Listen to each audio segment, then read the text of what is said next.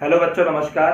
मैं पंकज शर्मा आप सभी बच्चों का एक बार फिर से फिजिक्स वीडियो लेक्चर में स्वागत करता हूं। आज का वीडियो लेक्चर नंबर 22 है।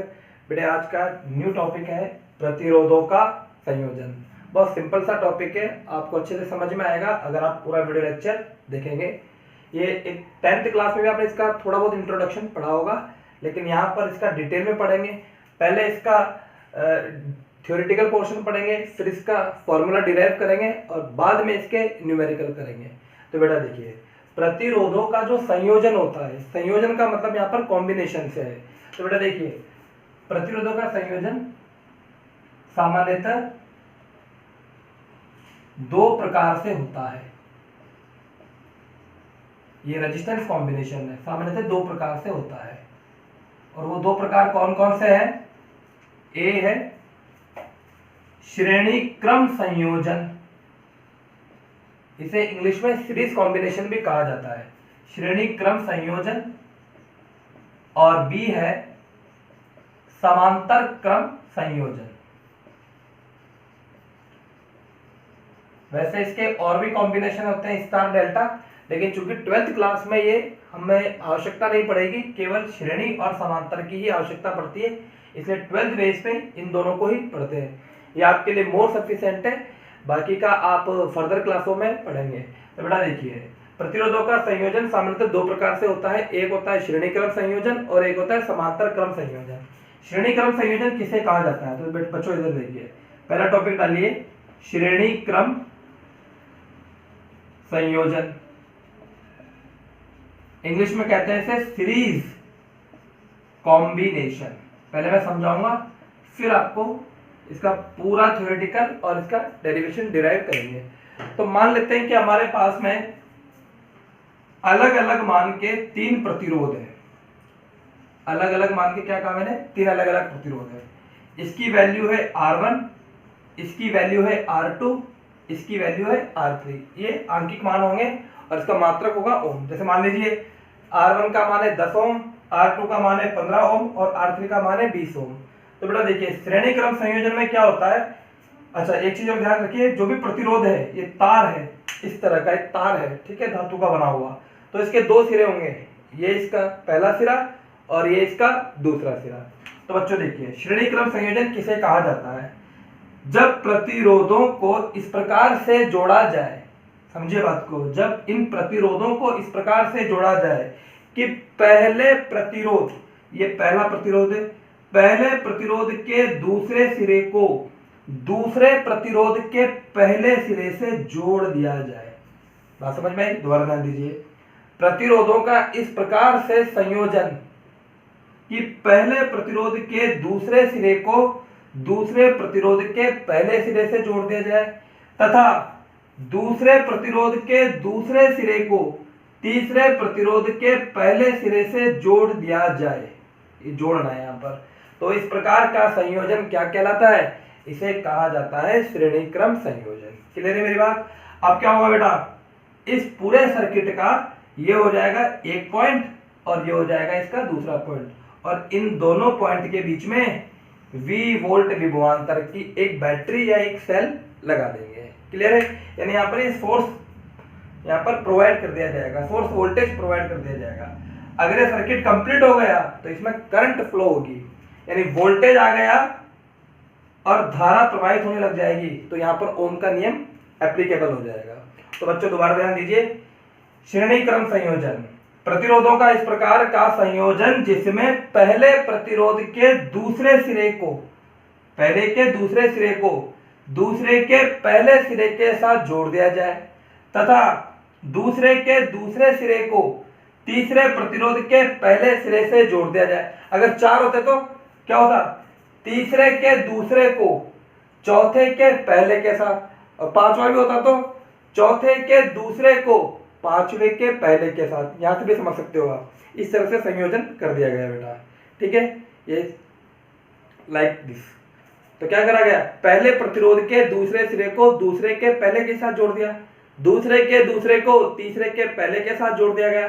तो इस प्रकार का संयोजन श्रेणी क्रम संयोजन कहलाता है। आइए इसको अब डिराइव भी करते हैं, इसका जो फॉर्मूला निकल कर आएगा। ऐसे ही समांतर का भी बताऊंगा मैं आपको। तो बच्चों देखिए, पहला टॉपिक है श्रेणी क्रम संयोजन। श्रेणी क्रम संयोजन इंग्लिश में कहा जाता है सीरीज कॉम्बिनेशन। सबसे पहले थ्योरेटिकल पोर्शन की बात कर लेते हैं, जो अभी मैंने आपको समझा भी दिया है। तो क्या लिखेंगे, रटने की जरूरत नहीं है, समझ में आ रहा है, बहुत अच्छी बात है। अगर नहीं आ रहा है तो एक बार वापस से इसको दोबारा से बैक लेके वापस से अच्छे से सुनिए बेटा। प्रतिरोधों का इस प्रकार से, प्रतिरोधों को ऐसे लिखिए, प्रतिरोधों को इस प्रकार से जोड़ा जाए, इस प्रकार से जोड़ा जाए कि पहले प्रतिरोध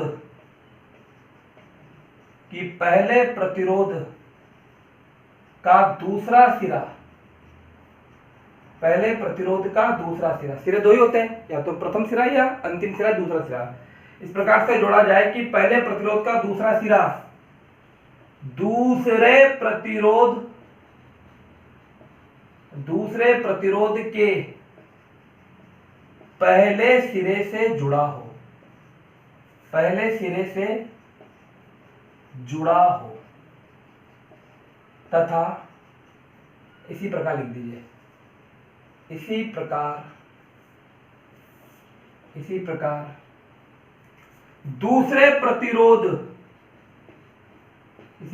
दूसरे प्रतिरोध का दूसरा सिरा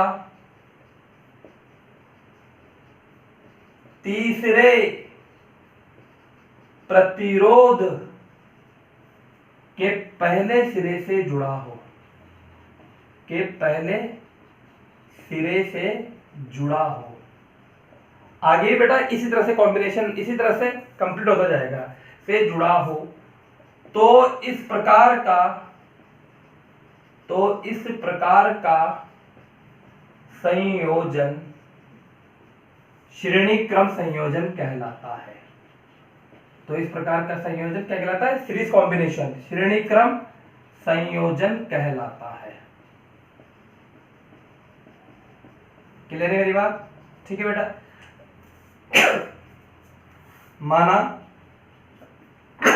माना तीन प्रतिरोध R1, R2 व R3 है, जिन्हें चित्रानुसार V वोल्ट विभवांतर के साथ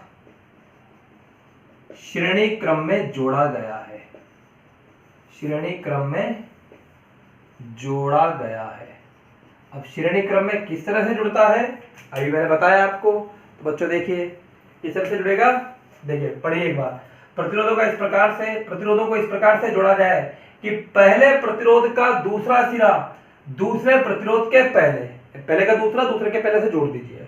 फिर आगे देखिए, इसी प्रकार दूसरे प्रतिरोध का दूसरा सिरा तीसरे के पहले के साथ जुड़ा हो। तो इस प्रकार का संयोजन श्रेणी क्रम संयोजन कहलाता है। अब मान लेते हैं हमारे पास में तीन अलग अलग मान के प्रतिरोध है, ये R1, ये R2 और ये R3। इस वन R1, R2 और बच्चों ये R3। तो क्या हो गया बात कंप्लीट। यहाँ पर पहले का दूसरा सिरा दूसरे के पहले, दूसरे का दूसरा तीसरे के पहले से जुड़ा, इस प्रकार से आगे जोड़ते जाएंगे। तो इस प्रकार का संयोजन श्रेणी क्रम संयोजन कहलाएगा। ये V वोल्ट विभवांतर के साथ जोड़ा गया है। डायग्राम बनाइए, इसके बाद मैं आपको एक बहुत इंपॉर्टेंट बात बताऊंगा, पहले यहां तक का लिख लीजिए।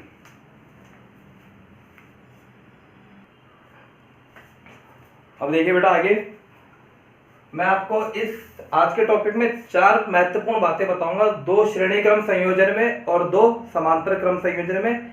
तो बच्चों देखिए, श्रेणी क्रम संयोजन का पहला इंपॉर्टेंट पॉइंट है कि श्रेणी क्रम संयोजन में, ये बहुत इंपॉर्टेंट बात है बेटा, श्रेणी क्रम संयोजन में, क्योंकि यही इंपॉर्टेंट बातें कॉन्सेप्ट तैयार करती है।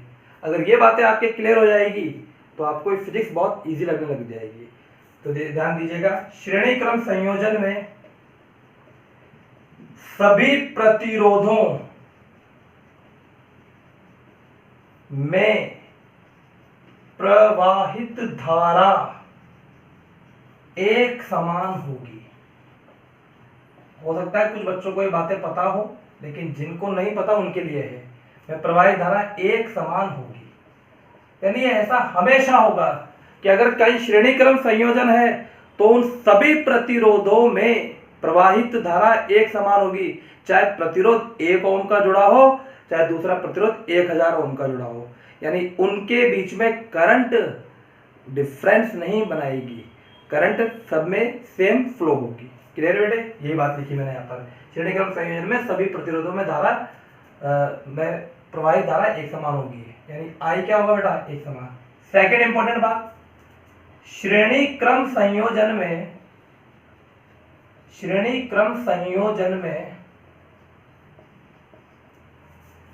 सभी प्रतिरोधों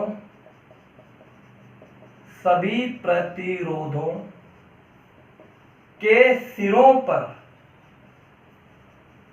सिरों पर विभव का अंतर होता है, विभवांतर के सिरों पर विभवांतर अलग अलग होगा। के सिरों पर विभवांतर क्या होगा बेटा, अलग। यहाँ ऐसा मान लिया गया, मान के लिए पहले बताया गया, एक R1 है, एक R2 है, एक R3, यानी अलग अलग मान के प्रतिरोध है।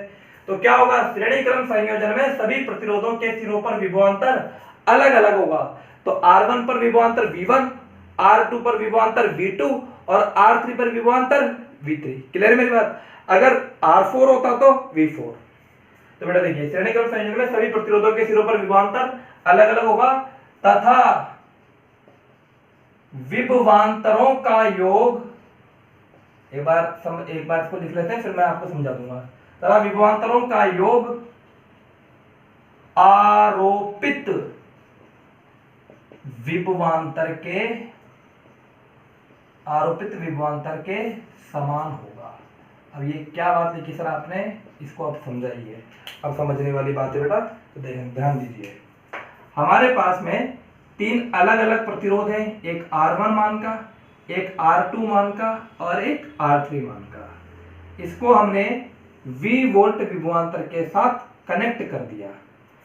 कोई भी वैल्यू हो सकती है, ठीक है, 1 volt, 2 volt, 5 volt, 10 volt, 50 volt, 100 volt, कोई वैल्यू हो सकती है। ये है R1 मान का प्रतिरोध, ये है R2 मान का प्रतिरोध और ये है R3 मान का प्रतिरोध। कौन सा संयोजन है बेटा, ये श्रेणी क्रम संयोजन, सीरीज कॉम्बिनेशन। इसमें करंट फ्लो होगी I मान की। तो बच्चों देखिए, यहां से करंट I आई तो इस प्रतिरोध में से धारा कितनी प्रवाहित होगी, अभी क्या बताया, एक समान होगी। यानी यहां पर भी करंट I होगी, यहां से भी जब करंट बाहर निकलेगी यानी I मान की धारा एंटर कर रही है और I मान की ही धारा बाहर निकल रही है। वापिस यहां देखिए, I मान की धारा, वहां पर भी क्या होगा बेटा, I मान की धारा, यानी इस पूरे सर्किट में I मान की ही धारा प्रवाहित होगी। क्लियर है मेरी बात। चलिए, अब यहां पर R1 के सिरों पर विभवांतर है V1, R2 के सिरों पर विभवांतर है V2 और R3 के सिरों पर विभवांतर है V3। तो बच्चों रटने की जरूरत नहीं है, आपको इसको समझना है कि श्रेणी, पहला पॉइंट, श्रेणी क्रम संयोजन में सभी प्रतिरोधों में धारा एक समान होगी हमेशा, ठीक है, और प्रतिरोधों के सिरों पर विभवांतर अलग अलग होगा। अगर प्रतिरोध अलग अलग है तो विभवांतर भी क्या होगा बेटा, अलग अलग होगा। और इन तीनों का योग V1 plus V2 plus V3, equation number 1। देखिए ये बात लिखा ना मैंने, विभवांतरों का योग आरोपित विभवांतर के समान होगा, यानी V1 plus V2 plus V3 equal to V। अब यहां से हमारा इसका फॉर्मूला निकल कर आ जाएगा। बेटे इस डायग्राम को बना लीजिएगा आप। इसके बाद देखिए, मैं इसको रफ कर देता हूं।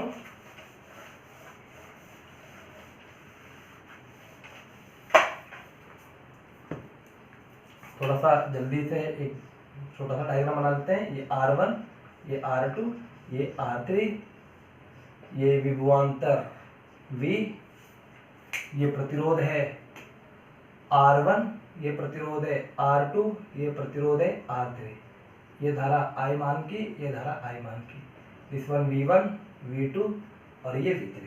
तो बच्चों क्या सीखा हमने कि आरोपित विभवांतर V1 plus V2 plus V3, now this is equation number 1। अब देखिए ओम के नियम से सभी बच्चों ने पढ़ा होगा V इजिकल टू होता है I इंटू R, ऐसा पढ़ा है। ठीक, माना श्रेणी क्रम संयोजन का, यानी ये श्रेणी क्रम संयोजन का तुल्य प्रतिरोध, ये बड़ा बहुत बार पढ़ेंगे यहाँ पर। तुल्य प्रतिरोध, तुल्य का मतलब यहाँ पर होता है इक्विवेलेंट, इंग्लिश वर्ड है इसका इक्विवेलेंट रेजिस्टेंस। इक्विवेलेंट को आप, तुल्य को आप ऐसे भी समझ सकते हो कि अगर इस सर्किट की जगह अगर मैं एक ऐसा सर्किट लगा दूं जो जैसा बिहेव ये कर रहा है वैसा ही बिहेव वो करे, यानी कि कुल प्रतिरोध, आप इसको क्या मानेंगे, यानी इन तीनों प्रतिरोधों को हटाकर एक ऐसा प्रतिरोध जोड़ दूं जो इन तीनों की जगह पर वैसा ही काम करे जैसा यहाँ पर ये तीनों मिलकर कर रहे हैं। यानी बेटा क्या कि वैसा ही प्रतिरोध हो, यानी तुल्य को आप क्या समझेंगे कि माना श्रेणी क्रम संयोजन का तुल्य प्रतिरोध यानी कुल प्रतिरोध RS हो। सर S क्यों लिखा, S का मतलब होता है श्रेणी क्रम।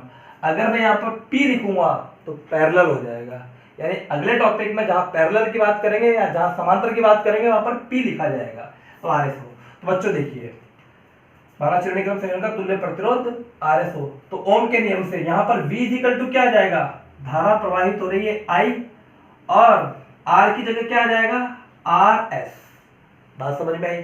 V1 की जगह क्या आ जाएगा V1 वोल्टेज किस पर है, R1 प्रतिरोध में, धारा कितनी आई और प्रतिरोध कितना है R1, यानी V1 की जगह मैंने क्या लिख दिया I into R1 plus V2 वाले को देखिए धारा कितनी आई, बताया गया अभी आपको बेटा, क्या बताया कि सभी प्रतिरोधों में धारा एक समान होगी, तो I into R2 I into R3, तीनों में से क्या कॉमन आ जाएगा, I कॉमन आ जाएगा, क्या बचेगा R1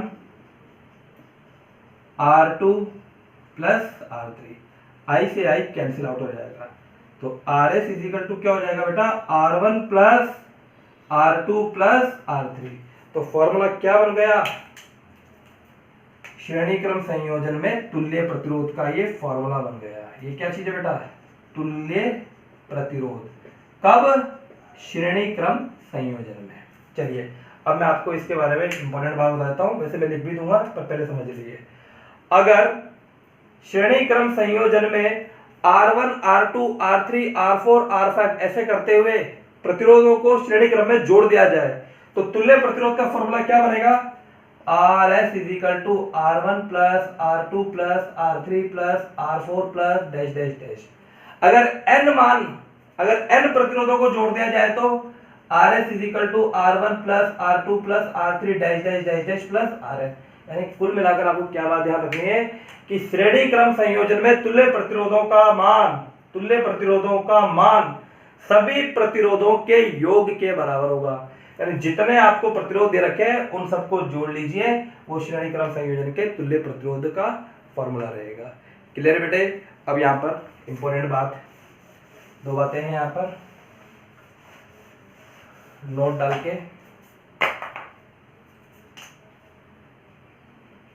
पहला, यदि n प्रतिरोधों R1, R2, R3 dash dash dash Rn को श्रेणी क्रम में जोड़ा जाए, श्रेणी क्रम में जोड़ा जाए तो तुल्य प्रतिरोध RS बराबर क्या होगा, R1 plus R2 plus R3 dash dash dash plus RN। Clear बेटा। अगर ये सभी, अगला पॉइंट, यदि n एक समान प्रतिरोध हो तो तुल्य प्रतिरोध यदि n एक समान, ध्यान दीजिए यहाँ पर तो अलग अलग थे, R1 था, किसी का मान R2 था, किसी का मान R3 था, तो R1 plus R2 plus R3 RN। यदि n एक समान प्रतिरोध हो, यानी सभी प्रतिरोध, ये R1, ये R2, ये R3, ये R4, ऐसे करते करते ये R है, और सभी की वैल्यू R है, सभी एक जैसे है, तो क्या आ जाएगा, RS बराबर R1 की जगह R2 की जगह R3 की जगह R, R4 की जगह R, ऐसे करते करते कहां तक बेटा, RN तक। अब देखिए, अगर 2 होते तो R प्लस R 2R, 3 होते तो 3R, 4 होते तो 4R, 10 होते तो 10R, 100 होते तो 100R, n है तो nR। तो RS इज इक्वल टू क्या आ जाएगा बच्चों, ये आ जाएगा nR, जहां n क्या है, जहां n है प्रतिरोधों की संख्या, कितने प्रतिरोध जोड़े गए हैं, और R है एक प्रतिरोध का मान। तो बेटा ये श्रेणी क्रम कंप्लीट हुआ। एक बार मैं और आपको रिवाइज करवा देता हूं। प्रतिरोधों का इस प्रकार का संयोजन जिसमें पहले प्रतिरोध के दूसरे सिरे को दूसरे के पहले के साथ जोड़ दिया जाए। जैसे मान लीजिए ये पहला प्रतिरोध है और ये दूसरा प्रतिरोध है, तो पहले प्रतिरोध के दूसरे सिरे को दूसरे के पहले के साथ जोड़ दिया जाए। इसी प्रकार दूसरे के दूसरे को तीसरे के पहले के साथ जोड़ दिया जाए, और आगे इस तरह से जोड़ते चले जाएंगे, तो श्रेणी क्रम संयोजन कहलाएगा। दो महत्वपूर्ण बातें हैं कि श्रेणी क्रम संयोजन में सभी प्रतिरोधों में प्रवाहित धारा एक समान होगी, जबकि दूसरा इंपॉर्टेंट पॉइंट क्या है बेटा, जबकि वोल्टता या विभवांतर अलग अलग होगा, और सभी प्रतिरोधों के सिरों पर विभवांतरों का योग आरोपित विभवांतर के बराबर होगा। फिर क्या आता है कि कुल प्रतिरोध यानी तुल्य प्रतिरोध का मान सभी प्रतिरोधों के योग के बराबर होगा। अगर सभी एक समान होंगे तो nR होगा, जहां n प्रतिरोधों की संख्या होगी। एक बार इसको नोट कर लीजिए। अब समांतर क्रम संयोजन पढ़ेंगे। सेकंड है बेटा समांतर क्रम संयोजन, जिसे पैरेलल कॉम्बिनेशन भी कहा जाता है। अब एक बार इसको पहले समझ लेंगे। इसमें क्या होता है कि जैसे मान लीजिए आपके पास में तीन अलग अलग प्रतिरोध है, ये R1 मान का प्रतिरोध, ये R2 मान का प्रतिरोध, और ये R3 मान का प्रतिरोध। जैसा कि आपको बताया गया है कि प्रतिरोध में दो ही सिरे होते हैं, ये पहला सिरा, ये दूसरा सिरा। तो समांतर क्रम संयोजन में क्या डेफिनेशन बनेगी, क्या इसकी थ्योरी बनेगी कि सभी प्रतिरोधों के पहले सिरे को, सभी प्रतिरोधों के पहले सिरे को एक साथ, बहुत ध्यान से सुनना है बेटा, सभी प्रतिरोधों के पहले सिरे को एक साथ एक निश्चित बिंदु पर जोड़ दिया जाए। क्या करेंगे कि अगर ये तीन अलग अलग मान के प्रतिरोध है, ऐसे रख दीजिए आप इनको, तीन अलग अलग वैल्यू के प्रतिरोध है, ये मेरे हाथ के रखे हुए, तो इन सभी के पहले सिरे को एक साथ एक निश्चित बिंदु पर जोड़ दिया जाए। इसी प्रकार सभी प्रतिरोधों के दूसरे सिरे को एक साथ एक अन्य निश्चित बिंदु पर जोड़ दिया जाए, तो इस प्रकार का संयोजन क्या कहलाएगा, समांतर क्रम संयोजन कहलाएगा। क्लियर है बेटे बात। अब क्या करा, इसे V वोल्ट की बैटरी के साथ कनेक्ट कर दिया गया। तो जैसा कि आपको पहले बताया गया था कि अगर यहां पर सर्किट कंप्लीट हो जाएगा तो I मान की धारा प्रवाहित होगी। अब देखिए यहां पर वहां क्या था, श्रेणी क्रम में I तो एक समान होती थी और वोल्टता अलग अलग, ठीक है। इस यहां पर उल्टा हो जाएगा, यहां पर जो धारा होगी, सपोज कीजिए यहां पर करंट आई, तो यहां पर धारा के बहने के तीन मार्ग मिल गए। अगर 4 प्रतिरोध होते हैं तो 4 मार्ग मिलते हैं, 2 प्रतिरोध होते हैं तो 2 मार्ग मिलते हैं, 10 प्रतिरोध होते हैं तो 10 मार्ग मिलते हैं। भाई तार हो गए ना, यहाँ पर, वहां पर तार एक ही था। तो मान लीजिए कि यहां पर करंट गई I1, यहां करंट गई I2 और यहां करंट गई I3।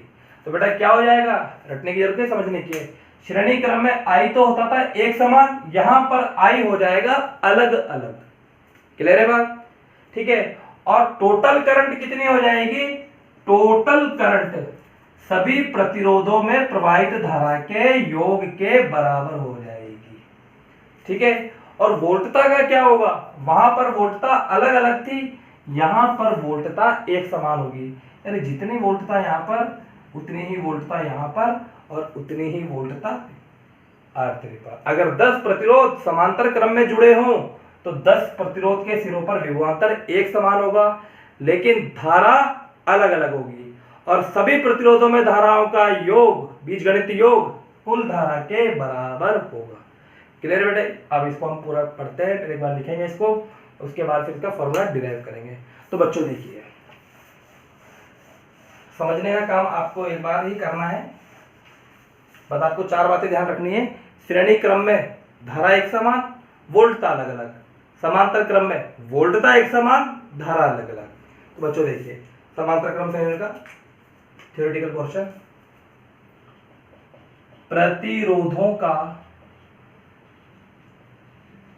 प्रतिरोधों को इस प्रकार से जोड़ा जाए, प्रतिरोधों को इस प्रकार से जोड़ा जाए कि सभी प्रतिरोधों का पहला सिरा, सभी प्रतिरोधों का पहला सिरा एक साथ एक निश्चित बिंदु पर तथा सभी प्रतिरोधों का दूसरा सिरा एक साथ एक अन्य निश्चित बिंदु पर जुड़ा हो, तो इस प्रकार का संयोजन समांतर क्रम संयोजन कहलाता है। क्या कहलाता है बेटा? समांतर क्रम संयोजन कहलाता है। इसमें 2 इंपॉर्टेंट बातें, वैसे पहली बात, समांतर क्रम संयोजन में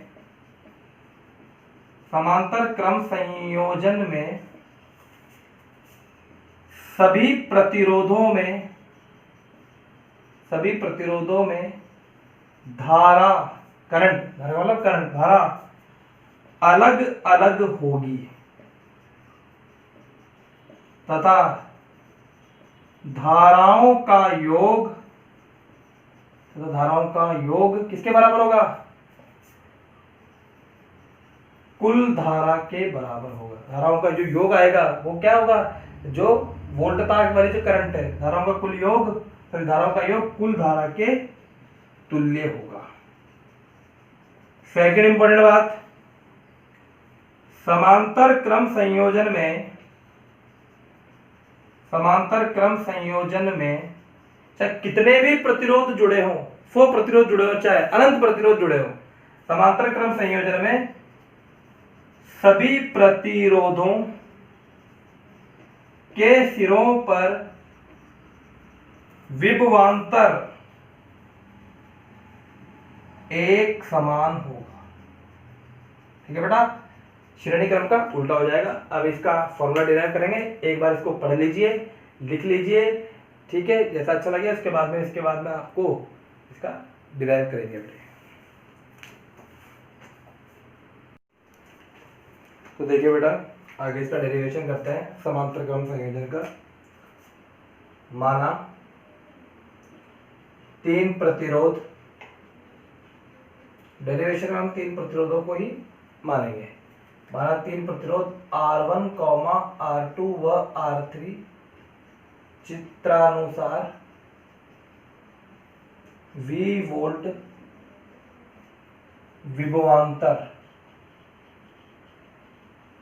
विभवांतर के साथ समांतर क्रम में संयोजित है, यानी कि जुड़ा हुआ है। डायग्राम बना देते हैं। समांतर क्रम के लिए क्या बताया गया आपको कि सभी प्रतिरोधों का एक सिरा एक साथ एक निश्चित बिंदु पर और सभी प्रतिरोधों का दूसरा सिरा एक साथ एक अन्य निश्चित बिंदु पर जुड़ा हो, तो इस प्रकार का संयोजन क्या कहलाता है बेटा? समांतर क्रम संयोजन। ये कितने मान का है? ये R मान का R1, ये R2 मान का प्रतिरोध और दिस वन R3। इनको V वोल्ट विभवांतर के साथ जोड़ा गया है। ये V वोल्ट विभवांतर के साथ समांतर क्रम में संयोजित है। अब समझेंगे यहाँ पर कहानी। तो देखिए, ये V वोल्ट है, करंट इसमें से टोटल जो करंट आ रही है वो कितनी है? I मान की धारा है। यहां तक करंट पहुंची I मान की। अब क्या होगा? इस बिंदु पर पहुंच के धारा का विभाजन हो जाएगा। अभी मैंने आपको बताया कि बेटे समांतर क्रम संयोजन में धारा का मान अलग अलग होगा और वोल्टता एक समान होगी। वोल्टता क्यों एक समान होगी? क्योंकि इन सभी प्रतिरोधों के दोनों बिंदु यहाँ पर नियत है बेटा, ठीक है ना? R1 के लिए भी ये वाला बिंदु, जैसे सपोज कीजिए कि ये बिंदु A है और ये बिंदु B है, तो R1 के लिए भी A है और R2 के लिए भी A है और R3 के लिए भी A है, ठीक है? इन तीनों प्रतिरोधों के लिए एक सिरा कांस्टेंट है और सभी प्रतिरोधों का दूसरा सिरा भी कांस्टेंट है। तो A और B के बीच का विभवांतर V और वही यहाँ पर वोल्टता होगा। तो देखिए बेटा, I मान की जो धारा हुई I, यहाँ पर I1, I2 और ये I3, वापिस क्या होगा बेटा? I1, I2 और ये I3, और ये तीनों वापिस जुड़कर टोटल करंट हो जाएगी। तो समांतर क्रम संयोजन में धारा का विभाजन होता है। धारा प्रत्येक प्रतिरोध में अलग अलग प्रवाहित होती है और वोल्टता एक समान होता है। सभी प्रतिरोधों के सिरों पर विभवांतर एक समान होता है। अब चूंकि यहाँ पर V है तो यहाँ पर भी V होगा, यहाँ पर भी V होगा और यहाँ पर भी V होगा। तो बेटा देखिए यहाँ पर I is equal to I1 plus I2 plus I3, this is equation number 1। अब हम यहाँ लगाएंगे ओम का नियम, ठीक है बेटे? चाहे तो इसको एक बार रफ कर लेते हैं। इस डायग्राम को आप नोट कर लीजिएगा। छोटा सा एक बार डायग्राम बना देता हूँ मैं आपके लिए।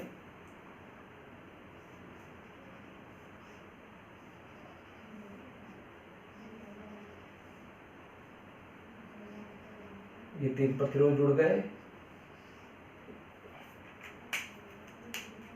ये R1, ये R2 और ये R3। ये V volt current I1, I2 और ये I3, ठीक है?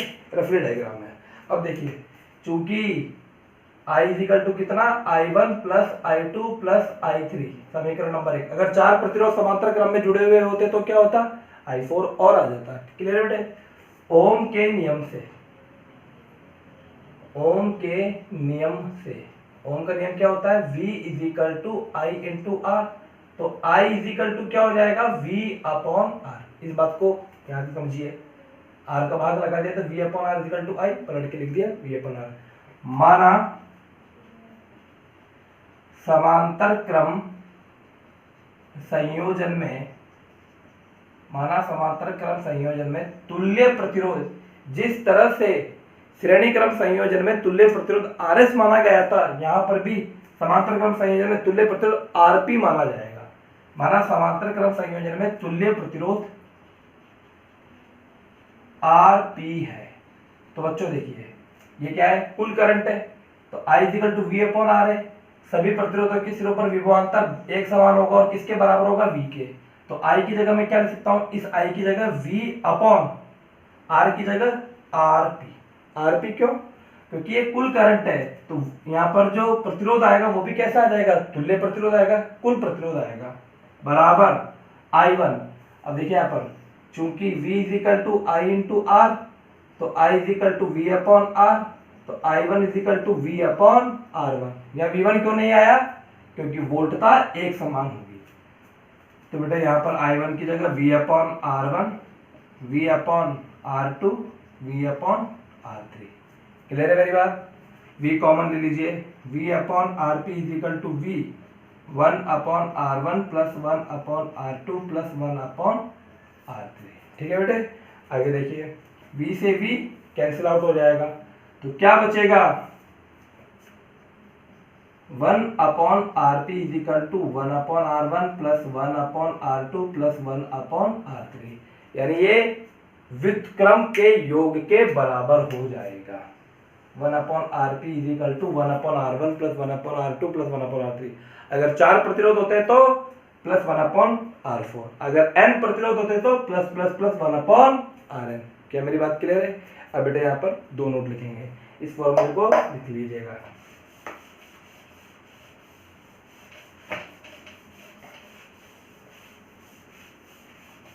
इसके जो न्यूमेरिकल है वो अगले वीडियो लेक्चर में आपको करवाए जाएंगे। अभी आज आपके लिए श्रेणी क्रम और समांतर क्रम अच्छे से समझना था और इसको आपके नोट्स में प्रिपेयर कर लीजिएगा। अब देखिए नोट फर्स्ट, यदि R1, R2, R3 dash dash dash dash Rn मान के n प्रतिरोध समांतर क्रम में जुड़े हों तो क्या होगा बेटा, वहां पर श्रेणी क्रम में आर से इक्वल टू आता था R1 plus R2 plus R3 plus dash dash dash Rn। यहाँ क्या आ जाएगा 1/RP is equal to 1/R1 1/R2 1/R3 dash dash dash 1/Rn। ये हो गया, रटने की जरूरत नहीं है, इसके फॉर्मूले से समझ में आ गया। सेकंड, यदि सभी प्रतिरोध, यानी जो n प्रतिरोध जुड़े हुए हैं, यदि सभी प्रतिरोध एक समान मान के हों, यानी सभी क्या वैल्यू क्या है बेटा, यानी R1 बराबर R2 बराबर R3 बराबर सब बराबर है, और ये किसके बराबर है, मान लेते हैं ये R के बराबर है, ठीक है। यदि सभी एक समान मान के प्रतिरोध है और संख्या कितनी है n, तो बेटा यहाँ क्या आ जाएगा 1/RP is equal to 1/R1 की जगह R, R2 की जगह R, R3 की जगह R dash dash dash plus 1/Rn की जगह भी R आ जाएगा। क्लियर है मेरी बात बेटे? 1/R कॉमन ले लिया, अंदर क्या बचेगा 1 प्लस 1 प्लस 1 कहाँ तक, n तक, इसको जोड़ लीजिए, ठीक है। देखिए बेटे यहाँ पर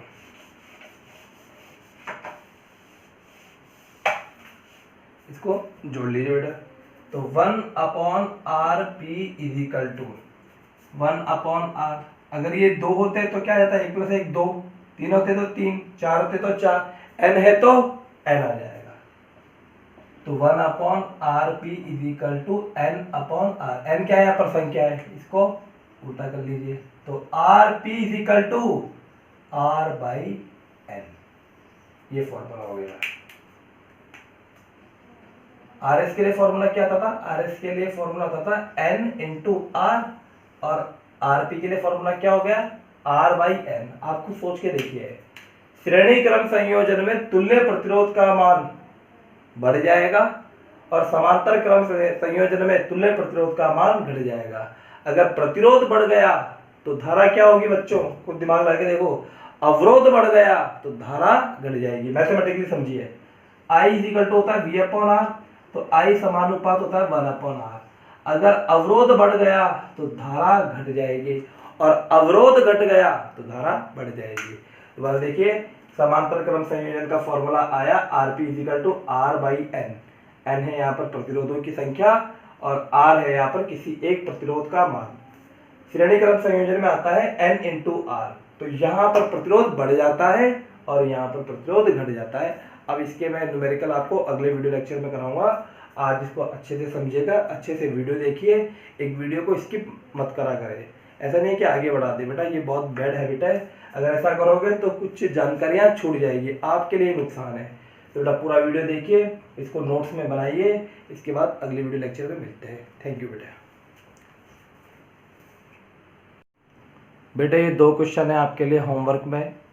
जो पहला क्वेश्चन है उसमें हमें तुल्य प्रतिरोध ज्ञात करना है बिंदु A और B के बीच में, जिसमें एक प्रतिरोध है 5 ओम का, 3 प्रतिरोध प्रत्येक का मान 3-3 ओम में समांतर क्रम में है और 2 प्रतिरोध 10-10 ओम के हैं जो भी समांतर क्रम में है।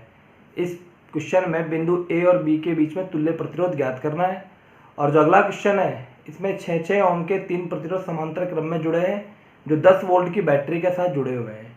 इसमें परिपथ में प्रवाहित धारा ज्ञात करना है। अब सभी बच्चों को, चूँकि कल संडे है, तो ये 2 प्रश्नों को आप पूरा वीडियो लेक्चर देख के और ये 2 प्रश्नों को हल करने की कोशिश करें। मैं इसको आपको अगले वीडियो लेक्चर में बताऊंगा। ये आपके लिए एक होमवर्क है। थैंक यू बेटा।